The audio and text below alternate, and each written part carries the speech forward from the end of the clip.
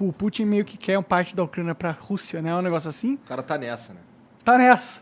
Tá O cara brincando não de abandona, wars. Ele não larga esse osso, né? Eu acho que o que a gente está vendo agora é o novo normal, porque ao longo dos últimos 30 anos a gente se acostumou com a liderança americana e a ausência de conflito entre grandes potências. Não havia uma outra potência. Então esse tipo de conflito agora ele tem uma outra qualidade do que a invasão americana no Iraque ou vamos dizer outros conflitos que tivemos nos anos 90, 2000, porque agora tem o risco de haver um confronto entre duas grandes potências com armas nucleares, a Rússia de um lado e os Estados Unidos do outro. Cara, eu não sabia que estava tão tenso assim. O que acontece é que a Rússia finalmente, depois de 30 anos de passar por um processo de muita fraqueza, durante o qual ela não conseguiu defender o que ela considera a sua zona de influência, é um país muito enfraquecido depois do colapso da União Soviética. Então, os Estados Unidos acabou ampliando aos poucos sua esfera de influência.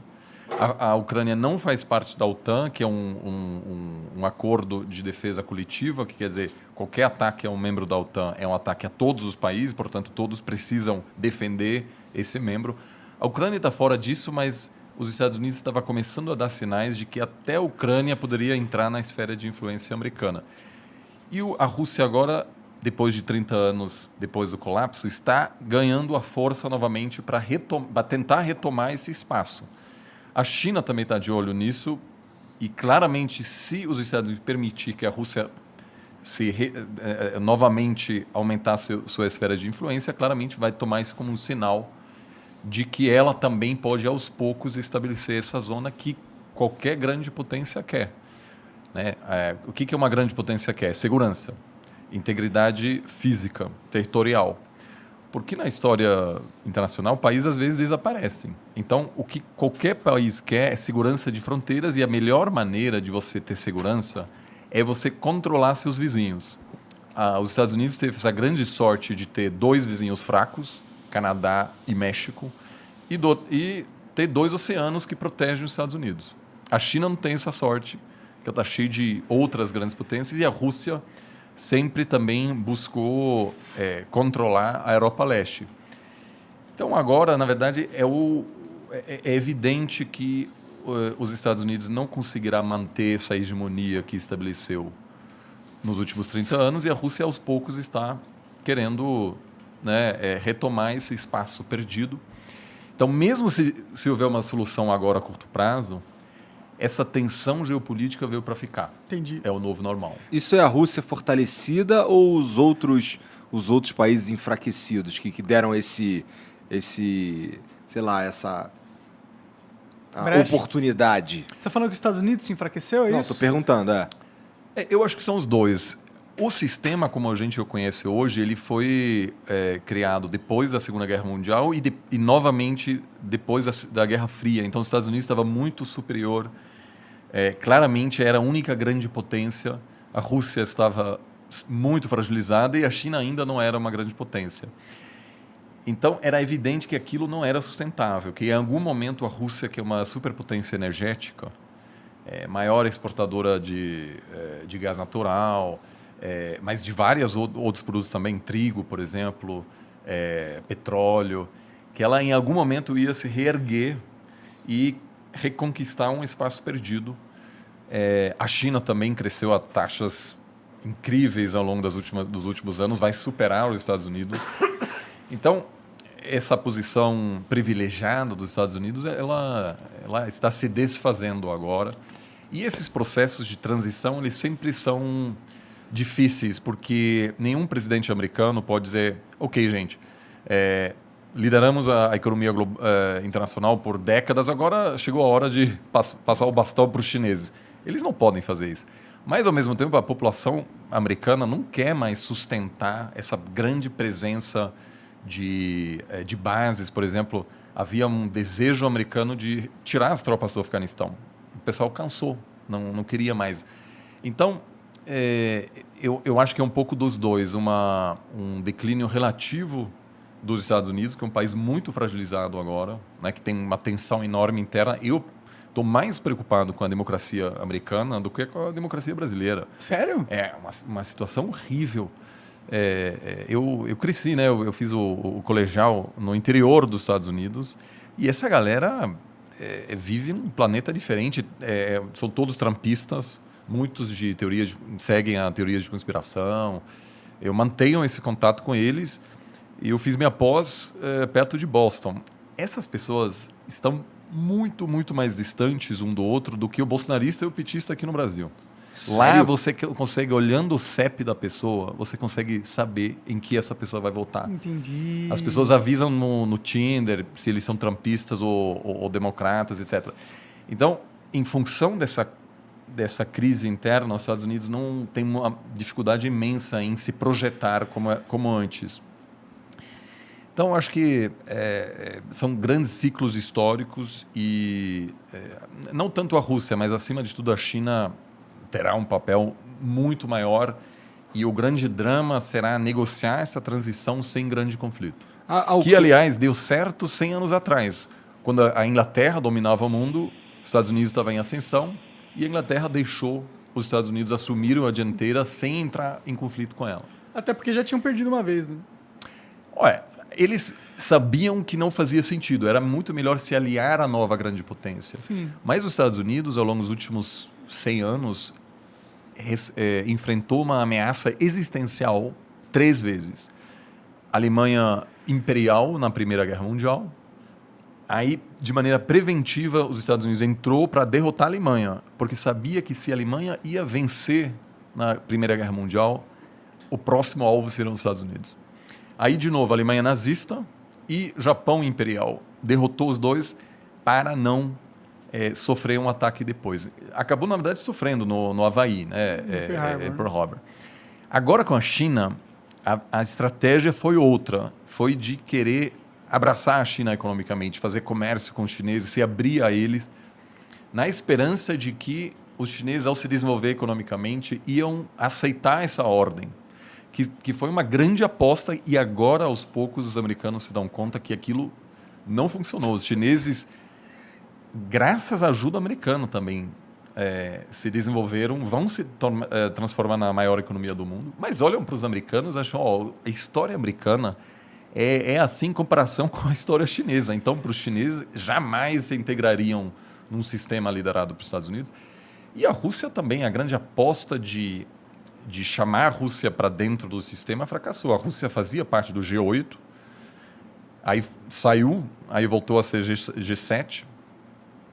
Então, esses dois estão claramente, não estarão dispostos a ter um papel secundário, né? Então, acho que a gente está indo claramente nesse caminho. E a Ucrânia? A Ucrânia está afim de integrar a Rússia? Cara, a Ucrânia realmente é um país que hoje está um pouco fora das esferas de influência e isso é um perigo para um país, porque a Alemanha, por exemplo, queria fazer parte da esfera de influência dos Estados Unidos, queria integrar a OTAN. Depois do fim da Guerra Fria, a Polônia também foi para esse lado. A Ucrânia, na verdade, é um país muito novo, independente faz 30 anos só. A capital ucraniana foi a primeira capital russa. Então, os dois países estão muito conectados. Entendi. Entendi. E a capital só depois ela migrou de Kiev para Moscou. Então, o Putin sempre fala, não, a Ucrânia não é um país independente, somos irmãos. E, de fato, muitos líderes... É muito comum você ter um pai ucraniano, uma mãe russa, etc. Ou seja, tem muita conexão. O povo é muito conectado. Mas hoje é um país independente. E tem muito ucraniano que prefere não ser dominado pela Rússia. O país, na verdade, está dividido no meio e a parte ao leste tem uma forte presença de pessoas que falam russo em casa, que têm até uma certa simpatia com a Rússia. E do outro, é uma população que prefere estar mais próxima à Europa. E nas eleições você vê claramente que essa divisão existe. E ao longo dos últimos anos sempre teve um pouco um presidente pró-russo, e, às vezes, um presidente pró-Europa, pró-Estados Unidos, e, obviamente, as duas potências, por meio de financiamento de campanha, assessoria política, envio de armamentos, etc., busca influenciar esse país que está um pouco exposto nesse momento. Entendi. O que tem de tão legal na Ucrânia para o russo querer tanto aquele Cara, território? cultura, né, mano? Será a capital do país uma época. Mas é só isso? Não tem Tem- dinheiro envolvido? Olha, Já não tem sei. a parte cultural, mas, como eu falei, a Rússia quer ser uma grande potência. E ela é, na verdade. E o colapso da União Soviética foi foi um grande trauma. Agora, tem duas formas de lidar com trauma. A Alemanha também queria ser uma grande potência, colapsou, foi ocupado por outras potências em 45. Né? Todos os alemães sabem dessas imagens dos russos e americanos chegando em Berlim, na capital. Poucos anos depois do Hitler prometer controlar toda a Europa. E a Alemanha contentou-se com um outro papel. Hoje a Alemanha é uma potência pacifista. O exército da Alemanha é muito pequeno. Quando a Alemanha foi chamada para participar da guerra no Afeganistão, eles toparam, mas depois se deram conta que não havia avião de transporte para levar as tropas para o Afeganistão. Ou seja, não tem umas forças armadas sérias. Nenhum general dá pitaco na política alemã, ninguém quer saber. E a Alemanha gostaria de deixar os assuntos mais tensos militares para outros países. Então, eles não querem mandar... Então, houve aí uma mudança que a população alemã aceitou que o plano de dominação mundial fracassou, ainda bem, e também porque não tinha outra escolha, estava ocupado. Aceitou que a partir de agora a Alemanha seria talvez uma potência econômica, mas jamais uma potência militar. A Rússia também passou por um processo de colapso, de muita humilhação. Era uma grande potência e o Gorbachev, que iniciou o processo de abertura, depois basicamente decretou o fim da União Soviética, é visto como um cara que, enfim, deixou um legado terrível, né? Porque o experimento democrático na Rússia fracassou. O início dos anos 90 na Rússia foi um caos total, um caos horrível. Tem um amigo russo mais velho que esteve na Venezuela recentemente, que atualmente é um país meio anárquico também. Ele falou, olha, esse aqui é igual Moscou em 93. Muita grana, zero polícia na rua, não tem regra. Havia muita máfia, era perigoso mesmo, havia assassinato de empresário, jornalista, era um caos de político. E aí veio o Putin e falou, gente, vamos reerguer essa nação. Porque o sucessor do Gorbachev era o Yeltsin, que era um alcoólatra, que inclusive tem um momento chave quando ele encontra o Clinton e tem uma conferência de imprensa e o Yeltsin tá bêbado naquele momento e faz piada, etc. E assim, o Clinton ri na cara dele. E para os russos é horrível, cara. Era uma grande potência nuclear, muito respeitada, temida no mundo, e aí havia um palhaço lá que está entregando toda a Europa Leste para os americanos. Aí o Putin vem e diz, chega com isso, vamos nos reconstruir. E apesar do russo Cara, médio ser... Desculpa a minha ignorância, mas como é que o Yeltsin sai e entra o Putin? O Yeltsin, na verdade, escolhe o Putin como sucessor e o Putin inicialmente ganha a eleição nos anos 90 e assume o poder em 99. E aí, aos poucos, ele encerra o experimento democrático na Rússia. Hoje não tem uma oposição séria, várias lideranças da oposição foram assassinadas, alguns super perto do parlamento. Mas o Putin, eu até diria hoje, numa eleição livre, talvez até ganharia, porque... Ele é popular lá. Trouxe ele o é popular. respeito. Uma das primeiras coisas que ele fez é adotar novamente o hino da União Soviética, né? Ou seja, uma pessoa que diz, olha, a Rússia merece ser uma grande potência e, portanto, a gente precisa de segurança nas nossas fronteiras. Então, quando você pergunta por que a Rússia não quer que a Ucrânia faça parte da zona de influência dos Estados Unidos, é porque se um dia a Ucrânia fizer parte da OTAN, isso quer dizer que os Estados Unidos podem colocar mísseis, por exemplo, na Ucrânia, que chegam em Moscou em uma questão de minutos. Nos anos 60, a União Soviética tentou colocar mísseis em Cuba e quase deu a Terceira Guerra Mundial. Por quê? Porque representou um risco existencial à integridade territorial dos Estados Unidos. Inaceitável para uma grande potência. Se você é uma potência pequena, faz parte. Né? Se você sei lá, a Finlândia ou aí você está muito perto da Rússia, é uma situação desconfortável, mas não tem o que fazer, basicamente. A Rússia, por outro lado, considera essa presença, essa fronteira com a OTAN inaceitável. Ela quer sua própria zona de influência. Então, isso eu não acho que a maioria da população russa hoje quer um confronto com a Ucrânia, mas claramente acha que o comportamento dos Estados Unidos, né, de tratar a Rússia como um país menor. Eu lembro que em 2012, na campanha presidencial, houve um debate entre o Romney e Obama, né, que Obama ganhou em 2012. E num debate assim, o Romney uma vez falou: a Rússia é um grande inimigo. E todo mundo riu dele e falou: a Rússia, sério? A Rússia é uma pequena potência, a Rússia já era. E aquilo repercutiu muito na Rússia, falando: olha, eles estão rindo da gente.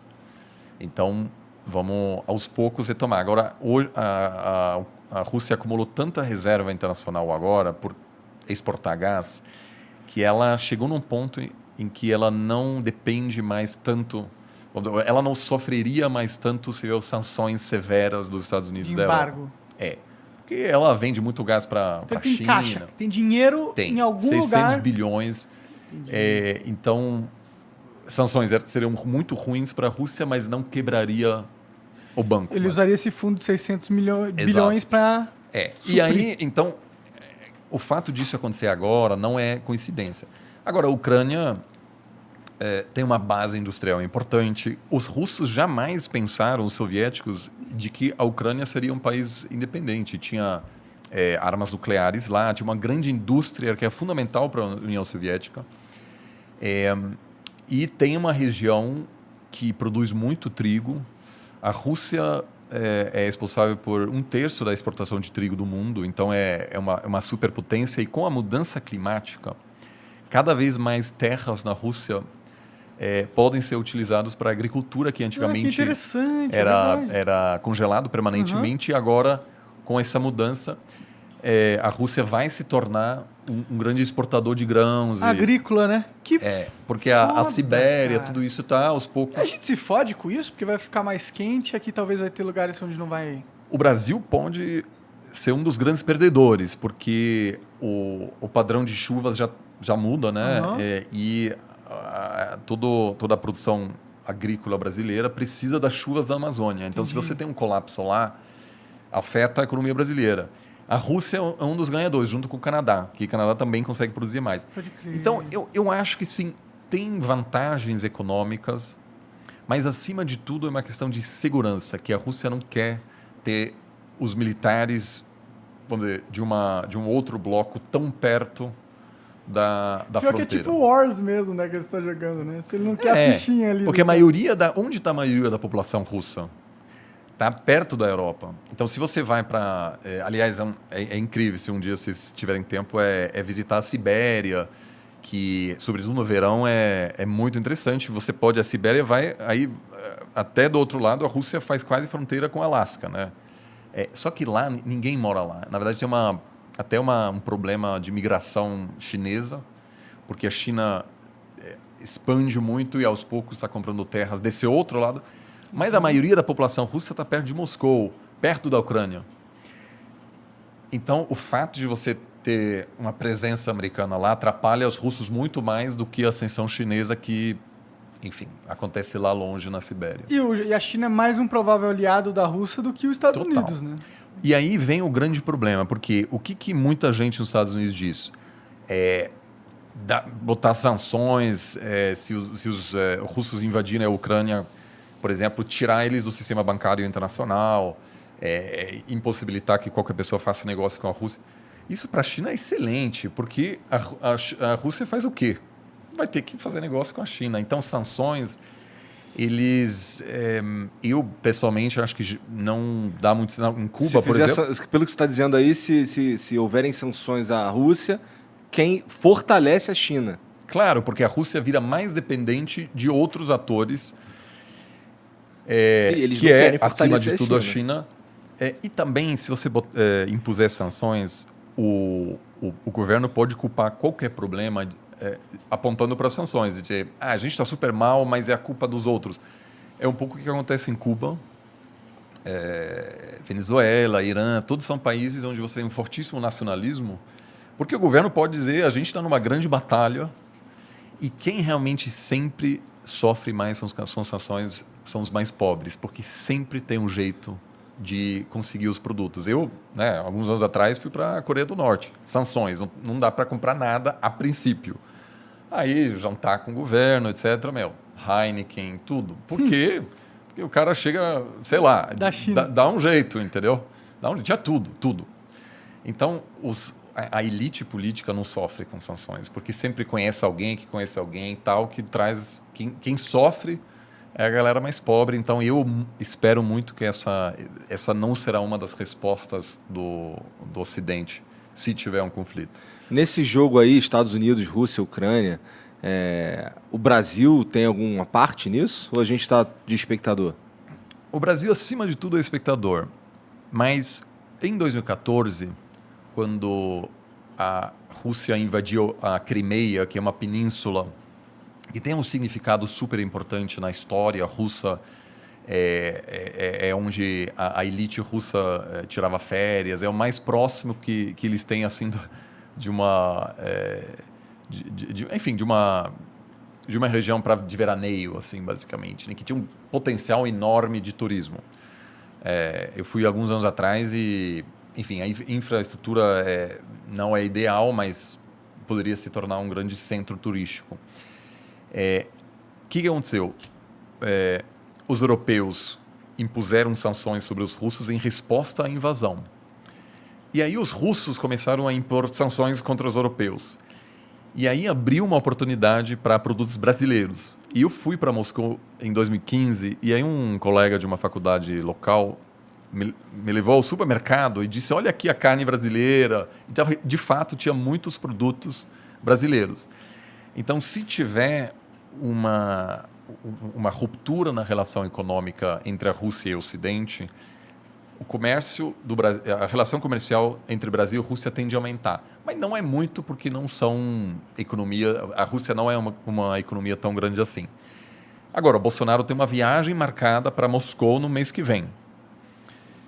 Se tiver uma guerra agora, eu espero que o Itamaraty vai dizer, vamos aguardar um pouco, porque se isso de fato acontecer, os americanos e os europeus vão dizer, poxa... O Brasil se alinhando ali. De certa forma sim, porque você está prestigiando, né? Você está fazendo uma visita de Estado, que o Bolsonaro está nem aí. Ele quer viajar porque ele precisa fazer uma viagem igual ao Lula, que foi recebido como um grande Quer se chefe de mostrar Estado. como presidente, né? Então, eu espero que ele tenha um pouco de paciência, porque isso pode atrapalhar um pouco a relação do Brasil, acho que com os Estados Unidos e com a Europa também. Mas será que não é legal para o Brasil... Eu não manjo nada, mas será que não é legal para a gente estar sendo amigo da China, já que eles são a próxima grande potência? Total, não, precisa. O Brasil, por estar muito longe, tem um potencial de ser amigo da China, da Rússia, da Europa e dos Estados Unidos. A gente não tem fronteiras, não é? A gente não é... Exato. Então, assim, o pior que o Brasil pode fazer é importar essa nova guerra de potência. Então, se você é de esquerda, se é pró-China, se você é de direita, se é pró-Estados Unidos... Não importa. O Brasil pode ser amigo de... pode manter uma ótima relação com Cuba, Venezuela, com os Estados Unidos, com os países europeus, com os países africanos. E usar isso como oportunidade, Exato. né? Por isso, por exemplo, assim, agora tem um debate se o Brasil entra na OCDE, que é um grupo de países, acima de tudo, europeus, mais ricos. Está começando a ter também participação latino-americana, mas, acima de tudo, são países ocidentais. Tem algumas vantagens, tem algumas desvantagens, mas o que eu sempre digo, o Brasil pode fazer parte desse grupo, e também pode fazer parte do grupo BRICS. É o único país do mundo que tem essa capacidade de, a princípio, estar bem em todos esses palcos. Né? Não é visto como 100% ocidental, também não é anti-ocidental. Tem um potencial enorme. Todo mundo quer ter uma boa relação, a princípio, com o Brasil, porque o grande problema das próximas décadas não é a pandemia, é a mudança climática. E se você, vamos dizer, a voz do Brasil vai ser muito importante. Né? A gente precisa de gente hábil para conduzir isso daí, né? Mas é uma grande oportunidade também. O Brasil tem uma matriz energética excelente, muitos renováveis, então consegue também pautar a agenda, pedir algo em troca. Né? O que isso, na verdade, um governo, acho que seja qual for o próximo governo, eu acho que tem uma chance aí enorme de pedir coisas e utilizar, vamos dizer, todo o tema da Amazônia, etc., na hora de negociar acordos comerciais ou apoio econômico também para isso. Entendi. Cara, tu falou mais cedo aí um pouquinho sobre o lance lá da Coreia do Norte, que tu tava lá e rolou o lance da Heineken e tal.